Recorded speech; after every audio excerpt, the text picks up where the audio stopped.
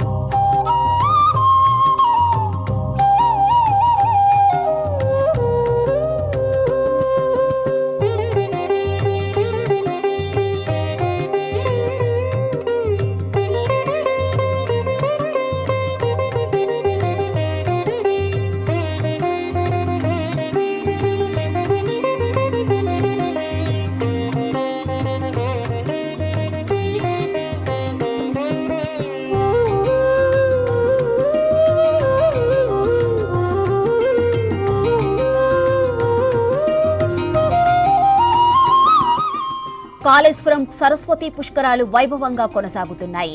భక్తులు పెద్ద సంఖ్యలో తరలి వస్తున్నారు. రేపటితో ఈ వేడుకలు ముగియనున్నాయి. ఇక గవర్నర్ జిష్ణుదేవ్ వర్మ త్రివేణి సంగమం దగ్గర పుణ్యస్నానాలు ఆచరించారు.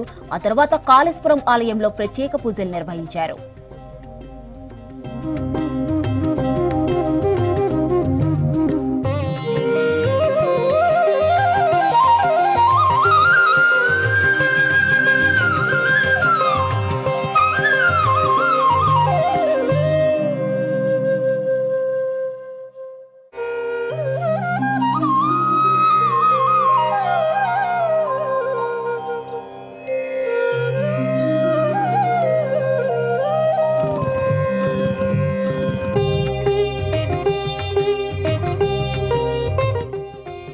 రేపటితో కాళేశ్వరం పుష్కరాలు ముగియనున్నాయి. దీంతో భక్తుల రద్దీ పెరిగింది. కిలోమీటర్ల మేర వాహనాలు నిలిచిపోయాయి. ఇవాళ రేపు పెద్ద సంఖ్యలో భక్తులు వస్తారని అధికారులు అంచనా వేస్తున్నారు. దీంతో అన్ని జాగ్రత్తలు తీసుకుంటున్నారు అధికారులు. ఇక తెల్లవారుజాము నుండే తెలుగు రాష్ట్రాలతో పాటు మహారాష్ట్ర, ఛత్తీస్గఢ్ రాష్ట్రాల నుండి తరలి వస్తున్నారు భక్తులు. త్రివేణి సంగమంలో పుణ్యస్నానాలు ఆచరించి నదీమ తల్లికి ప్రత్యేక పూజలు చేసి మొక్కులు చెల్లించుకుంటున్నారు భక్తులు. శ్రీకాళేశ్వరం ముక్తీశ్వర స్వామి ఆలయంలో స్వామివారి దర్శనానికి క్యూ లైన్లో బారులు తీరారు భక్తులు.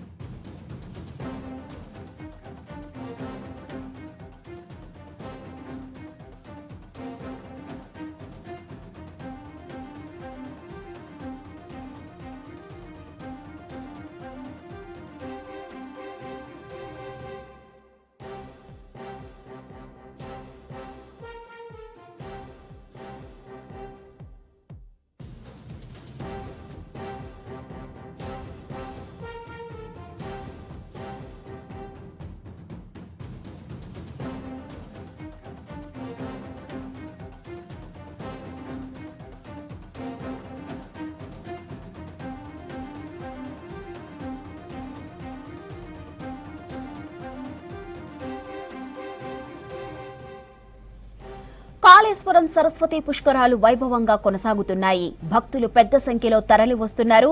ఇక రేపటితో ఈ వేడుకలు ముగియనున్నాయి. గవర్నర్ జిష్ణుదేవ్ వర్మ త్రివేణి సంగమం దగ్గర పుణ్యస్నానాలు ఆచరించారు. ఆ తర్వాత కాళేశ్వరం ఆలయంలో ప్రత్యేక పూజలు నిర్వహించారు.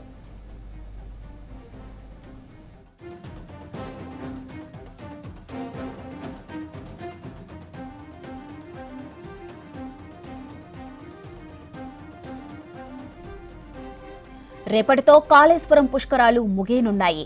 దీంతో భక్తుల రద్దీ పెరిగింది. కిలోమీటర్ల మేర వాహనాలు నిలిచిపోయాయి.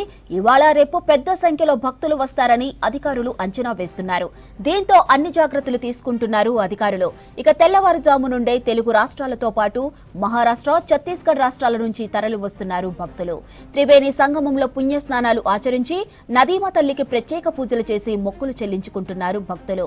శ్రీ కాళేశ్వర ముక్తీశ్వర స్వామి ఆలయంలో స్వామివారి దర్శనానికి క్యూ లైన్లో బారులు తీరారు భక్తులు.